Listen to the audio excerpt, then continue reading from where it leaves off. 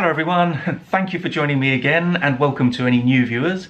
This is To The Point English with Ben. I'm Ben and Happy New Year. It's 2023, which I don't know about you, it sounds like science fiction to me. It feels like we should be traveling around in flying cars and eating pills instead of food. But as it's my first video of 2023, I wanted to share some wise quotes for the year, which will hopefully motivate you to study English and just keep learning English in general. Now, I've chosen these 5 quotes in particular because they really represent my attitude to language learning. So whether you're preparing to take an English exam this year or you just want to improve your English level in general, I think these quotes will help you. And the first quote I have for you today is, "A ship in harbour is safe, but that's not what a ship is built for." Okay, so you can probably understand the literal meaning of this quote, right? So a ship in harbour is safe. So a harbour is like a port. It's where ships and boats are kept. It's where they're stationary, they are moored. They don't move when they're in harbour. But that's not what a ship is built for.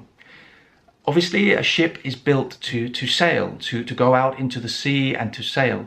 So although it's safe in harbour, it's not doing what it's prepared to do.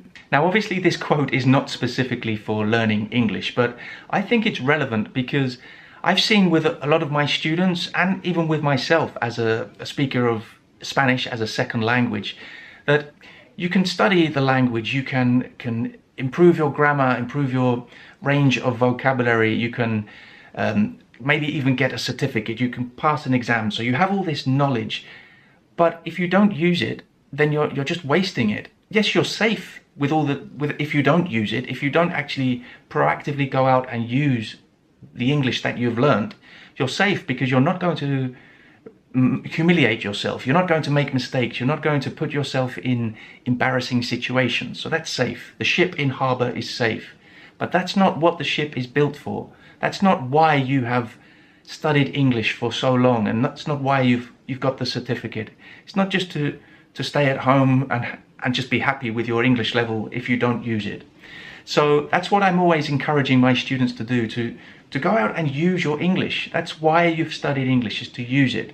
Now, you may need it for your work or for your studies, and that's fine, but you know, when you have the opportunity, when you're traveling or when you just meet an English speaker or somebody who doesn't speak your own language, then be proactive, take the initiative and use your English.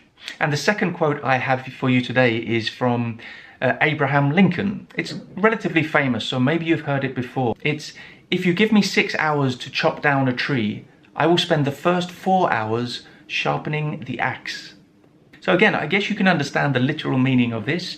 If you want to chop down a tree and you have 6 hours, if it's a very big tree, I imagine, then you could just pick up the axe and start chopping, just start chopping. But that may take you longer, because what Abraham Lincoln is saying here is that you need to sharpen the axe, so it cuts more effectively. So you're making less effort, you're more prepared.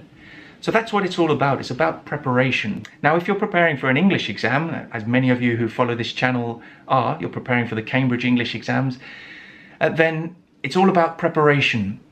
As I've noticed, especially with the writing paper, a lot of students just start writing without really thinking about it. So they have 45 minutes to do a task and they just see the task and they start writing, and then they make lots of mistakes. They have to change things, cross things out, even sometimes start again.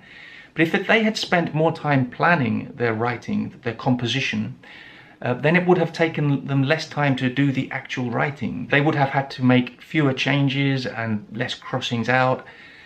So the planning and the preparation is very important in many situations. And number 3, don't look at your feet to see if you're doing it right. Just dance. That's a quote by Anne Lamott, an American author. So again, I think you can understand the literal meaning. When you're dancing, you just want to enjoy the experience and do it well, perhaps, if it's performance dance. But if you're looking at your feet all the time and really thinking about how to do it and focusing, first of all, you're not going to enjoy it, and second of all, you're probably not going to do it very well. If you see people dancing and they're looking at their feet, they're probably not really doing it to the best of their ability. So again, relating this to English, particularly speaking, and I've seen this a lot with my students when they're speaking, maybe just in conversation or often when they're doing an exam task, they're focusing on the grammar they're using or the mistakes they're making, or trying to use more advanced vocabulary, and that kind of interrupts the fluency, it interrupts the flow.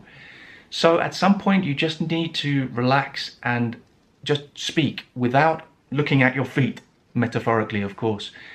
So don't interrupt your own train of thought by thinking too much about what you're saying. Of course, when you're speaking a second language, you have to think about what you're saying. But if you focus too much and spend too much energy on thinking about the grammar, the vocabulary, the pronunciation, any mistakes you make, it's going to be very difficult to maintain that level of fluency, which is extremely important in general English conversation, but also in the exams. The examiners are looking for a confident and fluent speaker. And the fourth quote we're looking at today is probably the most famous of all of them, so maybe you've heard some version of this quote. It's usually attributed to Gary Player, who was a very famous golfer, but different versions of the same quote have been attributed to different people over the years. And the quote is simply, "The harder I work, the luckier I get." I think in the case of Gary Player, a journalist had asked him, you know, you're being quite lucky lately in your golf matches. And he responded by saying, yeah, that seems to be true. I'm getting luckier. The harder I practice, I think he actually said, the harder I practice, the luckier I get.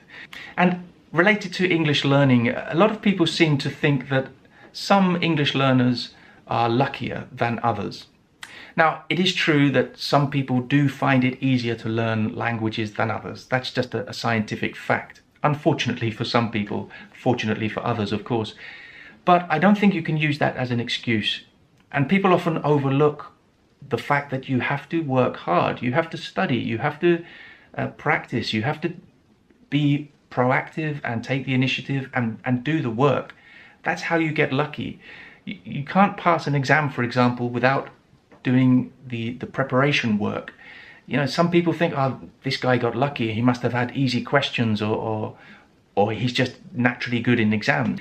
That's not an excuse. You have to put the work in. The harder you work, the luckier you get. And the last quote for today, which is probably my favorite, it's, "The person who never made a mistake never made anything." Okay, so quite a simple one here. You probably understand it, but I think it's so important for learning a language in general. We're talking about learning English here, of course. It's okay to make mistakes. You will make mistakes. It's part of the process. It's part of the learning process to improve your English. If you meet somebody who says they've never made a mistake with their English, it's because they've never used their English. That's the fact. If you don't use your English, going back to that first quote, the ship in the harbour, yes, that's safe. But if you don't use your English, then you will not make mistakes. Great, 0 mistakes, but you're not using your English. What's the point of learning English if you don't use it? And as I said, making mistakes is part of the process. Okay, I hope you're feeling motivated to go and study now. If you are, check out these videos, they will help you. And I'll see you very soon for another video.